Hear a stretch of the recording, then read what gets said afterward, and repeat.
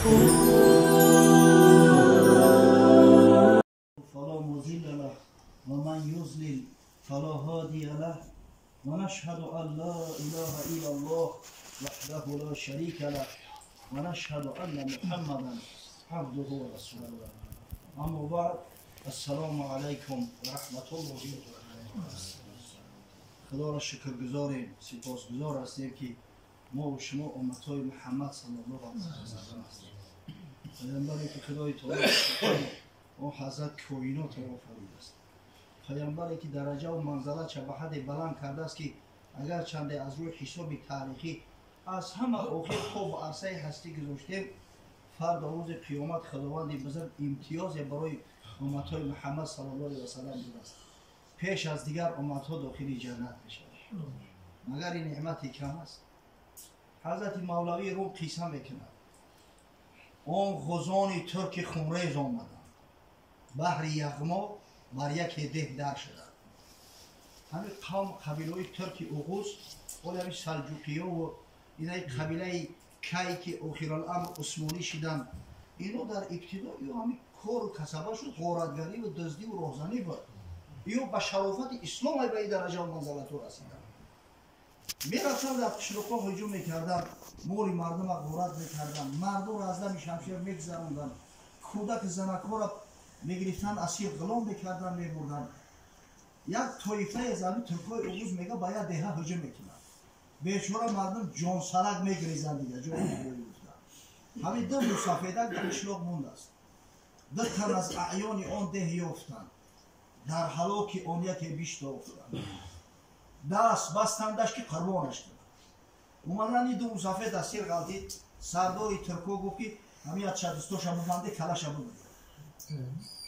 گفت ای شاهان و ارکان بلند، خست جان من زی چی رو میکنه؟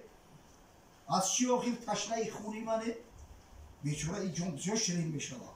این جان با برای مسافر رو عزیزتر و شیرین تره. حضرت میگه یحرم ابن آدم و یشیب من حسلتان. فرزند آدم آسته پیر میشود، فرتوت میشود، اعضاش کن میشوند، نگه همین دو حسیاتش همون خیلی جوان و تر تازه میمونند. الحرص علی العمر و الحرص علی المال. یکیش همین حریصی به حیات. 100 ساله شده میگم چون مرده که خودم میبرم بخیال ایکده امید رو. دویمش همین مال دنیا هر قدر زیاد شود همون قدر چشمش حریصتر و حریصتر میشود. این بچه گفت من چکار کردم که میخواه بکشیدم؟ من گناه نکردم آخه. گفت تا ترس برای بیارد زند تا بترسد او زر پیدا کند.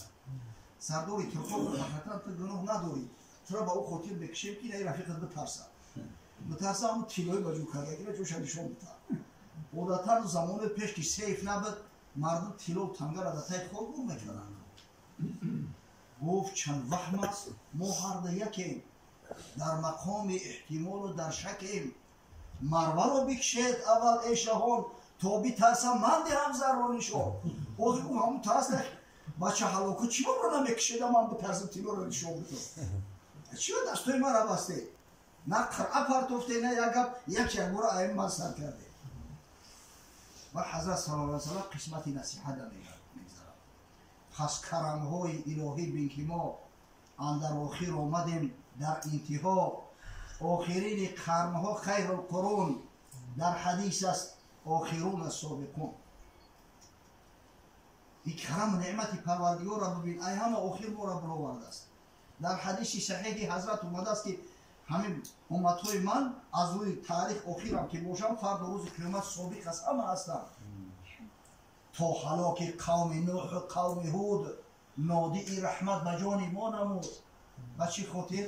این قصه نوح علیه السلام وقتی قومش در قرآن بخونیم، قصه هود علیه السلام با قوم عاد بخونیم، همین برای ما را عبرت شود. کشت ایشان را که ما ترسیم از او. برای چی نصف نابود شو کرد؟ برای چی قصه شما در قرآن آورد؟ برای اون که ما بترسیم که بیست که عاقبت همین کارا زیان و ضرر بوده است. عاقبت این کارا خسران بوده است. غضب خدا بوده است. کشت ایشان را که ما ترسیم از او، ورخدیم برعکس کردیم. وایید اگر ما را میکشتی برای او را درس عبرت بشیم، وای به حال که چی حالی میشه. یک نعمت پروردگار است که خدای تعالی برای امتهای محمد صلی الله علیه و سلم نصیب روزی گردانیده است. حضرت صلی الله علیه و سلم با افتخار میگفت، حدیث امام مسلم است در صحیح مسلم که در برابر صحیح بخاری صحیح ترین کتاب‌های روی دنیا حساب می‌شود، ثبت شدگی است از حضرت سلمان مولای پیامبر صلی الله علیه و سلم. حضرت فرمود لا تزال طائفة من امتی ظاهرین علی الحق لا یمنعهم من خذلهم حتی یأتی امر الله و هم کذالک. هرگز گفت در بین امتهای من همه امری به معروف منقطع نمیشود. همیشه یک گروهی هستند که به حق گام میزنند، به حق عمل میکنند. لا یمنعهم من خذلهم، هرچند که کوشش میکنند که من شو کنم، بروش جور ظلم میکنم، اما همین باز شونه میدارد تا زمانی که روز قیامت میشود و اینا در همین کاری خود در وعده پیش الله هم که پافیشا رو مستقیم میمونند. میگه جوان مردا گفت در امت من هستند. من خدا قسم در همون عصر زمانهایی که ظلم از سر روی مردم میبارید، همیشه در تاریخ اسلام میبینید جوان مردایی بودن که حقیقت هم میگفتند، از گفتن حقیقت خوف و هراس نداشتند. در المستدرک امام حاکم اومده است میگه که باره یک بدبخت یک عملداری در زمان هم اموی ها بوده است، پادشاهای اموی. میگه در باره اسوار حضرت علی را در مدینه منوره در پیش بازار دشنا محقورت کردیست. مردم بیچاره اکثری مردم خیلی رمه گوسفند انداخته، جرأت ندارن گپ زنن. حضرت علی را خلیفه راشد داماد پیغمبر را دشنا محقورت کردیست. این مردم گردناشو کجا نگه دارن. هم وقت میگه سعد ابن ابی وقاص رضی الله تعالی عنه تگوشی.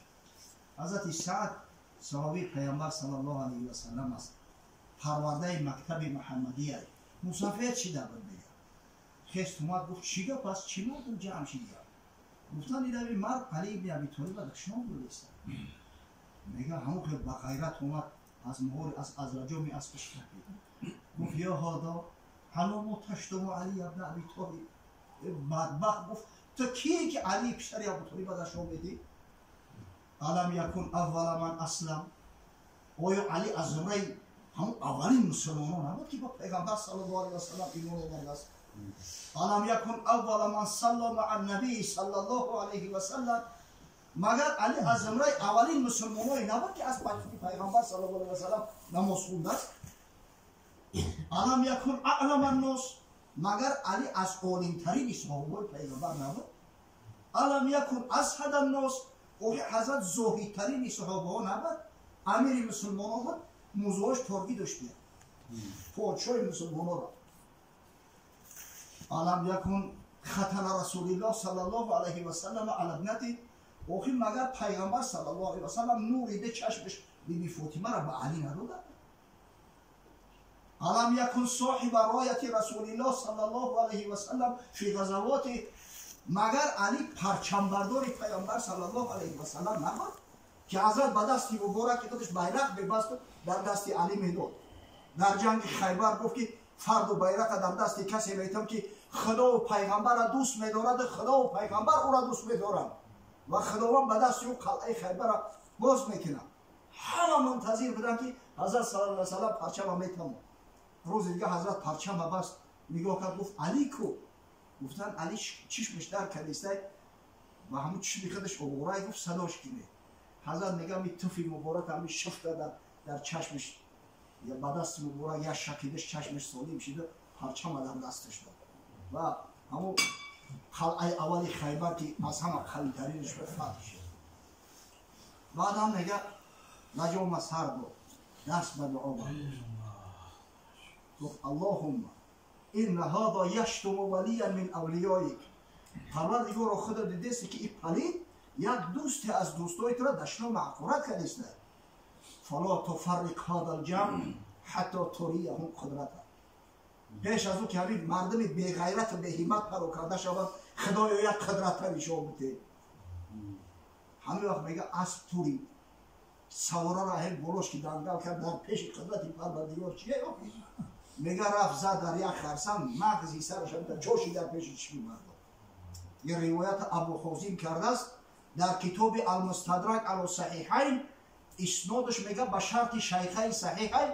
امام ذهبی شمس الدین ذهبی با در تلخیصش موافقت میکنه که صحیح است، میگه به شرط شیخین.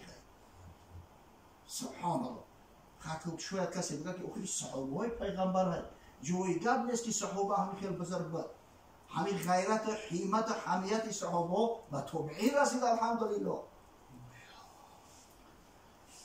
در زمان همون خلافت اموی ها هشام ابن عبدالملک پادشاهی بنی امیه میگه به مکه مکرمه آمد برای نوبت. بعد امر کرد گفت یگان صحابی را بیاید 4 تا صحبت کنه از زمان پیغمبر، از حدیث های رسول الله صلی الله علیه و سلم. کی گفتن یا امیرالمؤمنین نیستن دیگه، مردن هم صحابه. خیلی گفت یگان تابعی را بیارید. میگه حضرت طاووس یافتند، طاووس ابن کیسان. این طاووس ابن کیسان در پیش 500 صحابی پیغمبر صلی الله علیه و سلم تعلیم گرفته است، علم آموخته است.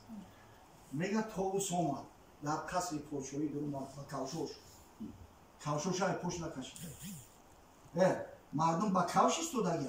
این حضرت اومد کوشش هم رو پویدی چی کرد در اومد همین تا رو بروی پادشاه هم تشیش گفت السلام علیک یا هشام، کیف حالک یا هشام. این یه تلخش کفی به اجازت اومده در خونه بشیشته، نه دستبوسی و نه چاپلوسی و نه تعظیم. میگه چه حال داره یه هشام؟ السلام علیکم. گفت جلاد برگردن شب زد.